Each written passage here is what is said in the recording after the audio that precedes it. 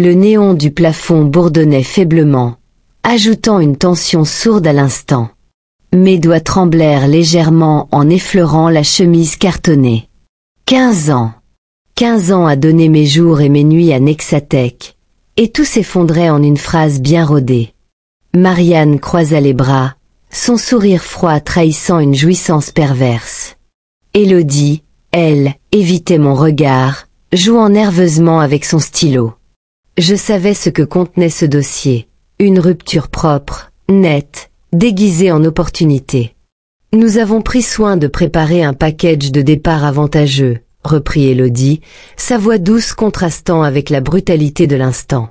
Je jetai un coup d'œil à l'horloge murale. Minuit 7, mon cerveau, comme en pilotage automatique, nota l'heure précise où ma vie venait de basculer. Un rire amer me monta à la gorge. Ils avaient tout planifié, jusqu'au moindre détail. Je relevai les yeux vers Marianne. Vous saviez depuis combien de temps? Son silence confirma mes soupçons. Depuis des mois. Peut-être même des années. Je signai sans un mot. Pas parce que j'acceptais, mais parce que je refusais de leur donner la satisfaction de ma colère. Un silence pesant s'installa. Marianne et Élodie s'échangèrent un regard furtif, surprises par mon absence de réaction. Je pouvais presque entendre leurs pensées. Pourquoi ne posent-ils pas de questions? Pourquoi ne protestent-ils pas? Je fixai l'horloge murale. Minuit 35. Une heure insignifiante, et pourtant, elle resterait gravée dans mon esprit. L'instant exact où je cessai d'être une pièce de Nexatech. 15 ans d'analyse, d'innovation, de nuits blanches passées à affiner des algorithmes, réduits à une poignée de documents impersonnels.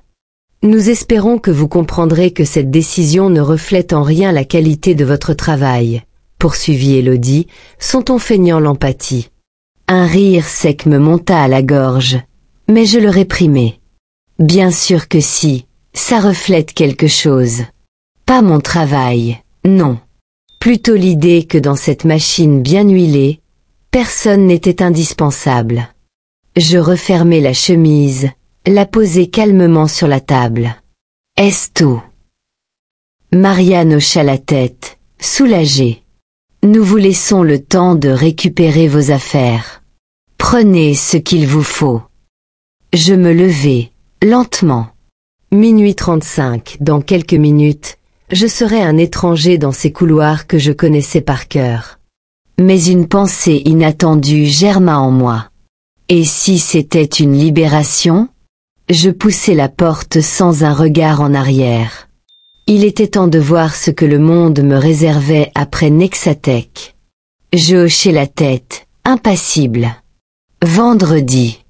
3 jours pour emballer 15 ans de ma vie dans des cartons anonymes. 3 jours pour effacer toute trace de mon passage dans cette entreprise. Élodie, visiblement mal à l'aise, tenta un sourire compatissant. Si vous avez besoin d'aide pour la transition, nous pouvons organiser un accompagnement. Je levai une main pour l'interrompre. Ce ne sera pas nécessaire. Je n'avais aucune intention de prolonger cette mascarade. J'avais déjà accepté l'inévitable. Mon avenir ne se trouvait plus entre ces murs. L'horloge indiquait 1h04. Une heure dénuée de signification, et pourtant, elle marquerait un tournant.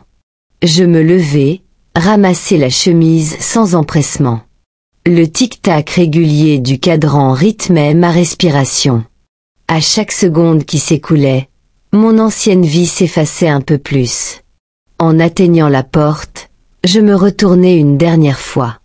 Vous savez, dis-je en les regardant tour à tour, ce n'est pas moi qui perds aujourd'hui. Marianne fronça imperceptiblement les sourcils. Sans attendre de réponse, je sortis. L'air du couloir semblait plus léger, presque neuf. Il était temps de réécrire mon histoire. Marianne secoua la tête, satisfaite.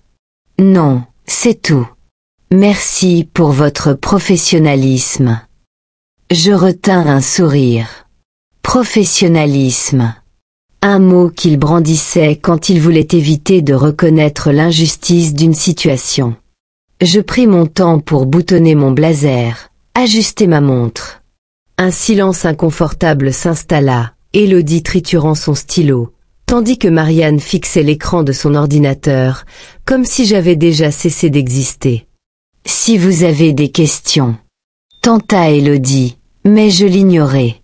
J'ouvris la porte et m'engageai dans le couloir. Chaque pas résonnait différemment, comme si les murs eux-mêmes avaient changé. Mon bureau n'était qu'à quelques mètres, un espace que j'avais façonné, un refuge devenu soudainement éphémère. À travers la vitre, je vis mes ingénieurs, absorbés dans leurs écrans. Ils ne savaient rien encore. Dans quelques heures, ils recevraient un email froid, impersonnel, les informant de mon départ. L'un d'eux lèverait sans doute la tête vers mon bureau vide, cherchant une explication. Je posai la main sur la poignée et inspirai profondément. Ce bureau, ces dossiers, ce badge, tout cela appartenait au passé. Mais ce que j'avais construit, ce que j'avais transmis, ça, ils ne pouvaient pas me l'enlever. Je poussai la porte et entrai, prête à faire mes adieux à ce chapitre de ma vie. Victor Langlois ne me vit pas passer. Il était trop absorbé par ses projections financières, son visage crispé par l'urgence de résultats toujours plus ambitieux. Son monde était fait de courbes ascendantes et de bilans optimisés, pas de visage ni d'histoire individuelle. Je poursuivis mon chemin, traversant l'open space où mon équipe travaillait encore, inconsciente du coup qui allait tomber. Thomas me fit un signe de la main sans lever les yeux de son écran, Alice pianotait furieusement sur son clavier, et Malik criait à une blague qu'Emma venait de lui souffler à l'oreille. Une scène ordinaire. Une scène à laquelle je n'appartiendrai plus d'ici quelques heures. Je refermai doucement la porte de mon bureau. Mon regard balaya l'espace familier, les livres techniques empilés sur l'étagère, le cadre photo de mon fils à son diplôme, la plante en pot qu'Emma avait laissée un jour sur mon bureau avec un mot disant « Vous oubliez trop souvent de respirer ». Un soupir m'échappa.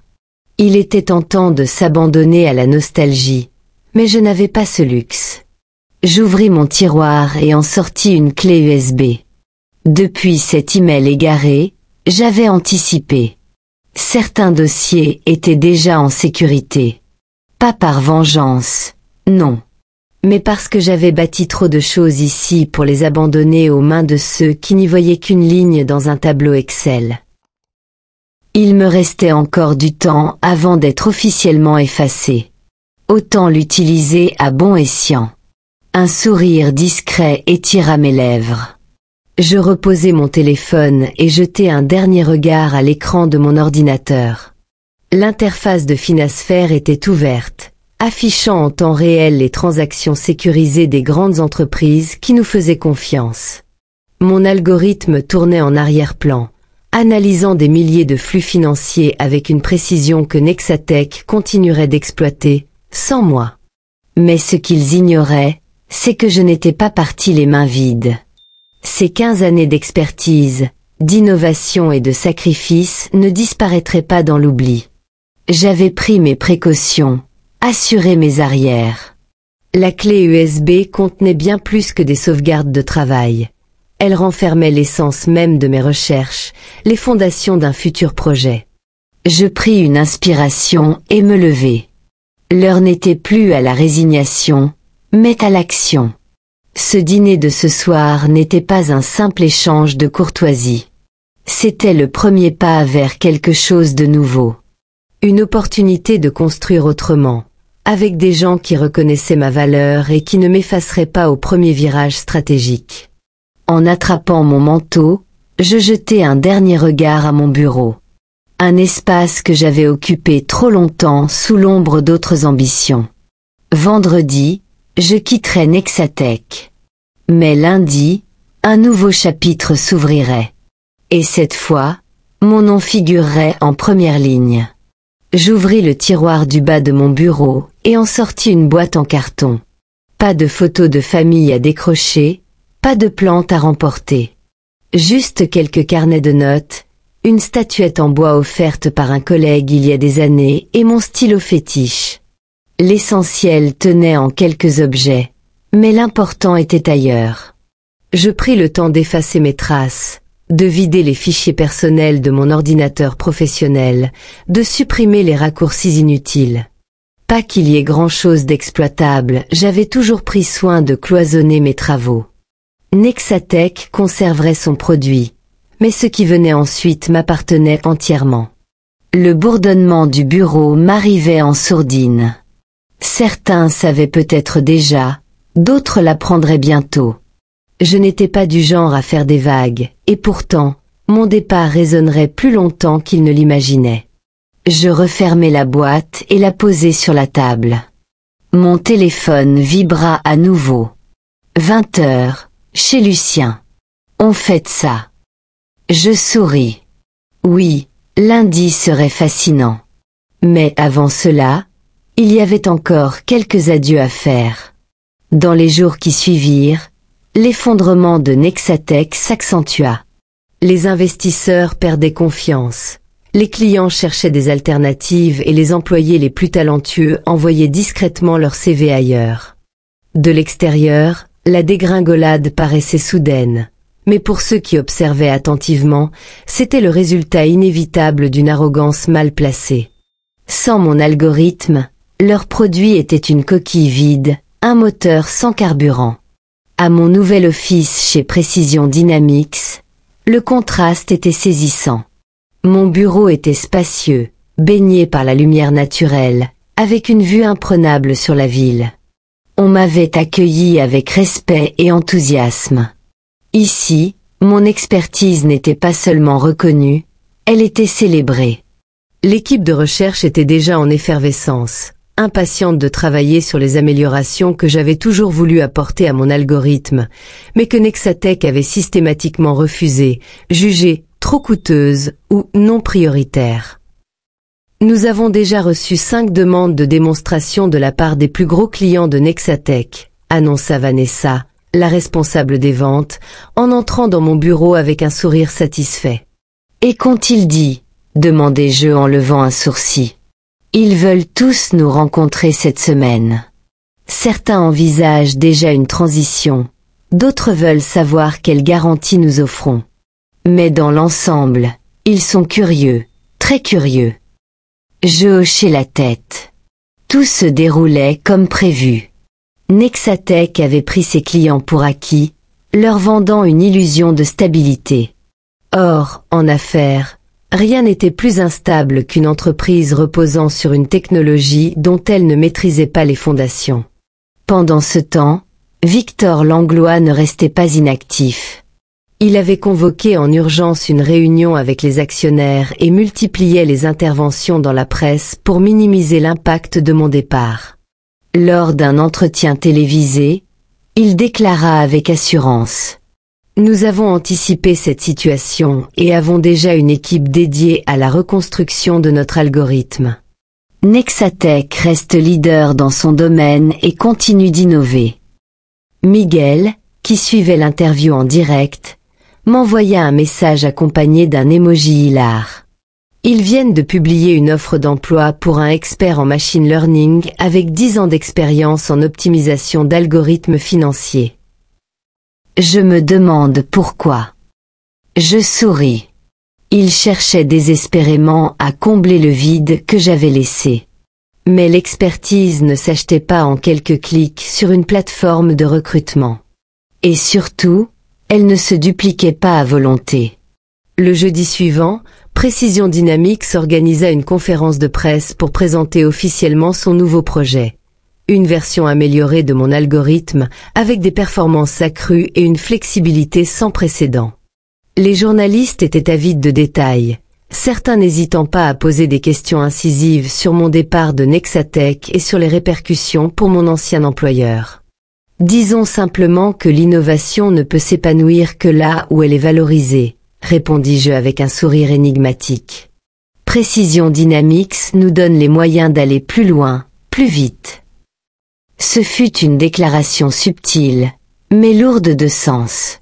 Dès le lendemain, Les actions de Précision Dynamics montèrent en flèche, tandis que celles de Nexatech poursuivaient leur chute. Le lundi suivant, un message inattendu apparut dans ma boîte de réception. Astérisque astérisque de Victor Langlois astérisque astérisque. Astérisque astérisque objet. Discussion possible. Astérisque astérisque. Bonjour. J'aimerais organiser un échange confidentiel afin d'explorer d'éventuelles opportunités mutuellement bénéfiques. Seriez-vous disponible cette semaine pour une discussion? Cordialement. Victor Langlois. PDG. Nexatech. Je restai un instant immobile, relisant le message. L'homme qui, quelques semaines plus tôt, m'avait évincé sans état d'âme, cherchait maintenant à négocier. Peut-être espérait-il racheter mon brevet, ou même me convaincre de revenir. Mais il était trop tard pour ça. Je transférai l'email à mon équipe juridique avec une simple note. Répondez poliment, mais refusez. L'histoire de Nexatech et moi était terminée. Il était temps de construire quelque chose de nouveau. Quelque chose qui me ressemblait. Et cette fois, j'écrivais mon propre avenir.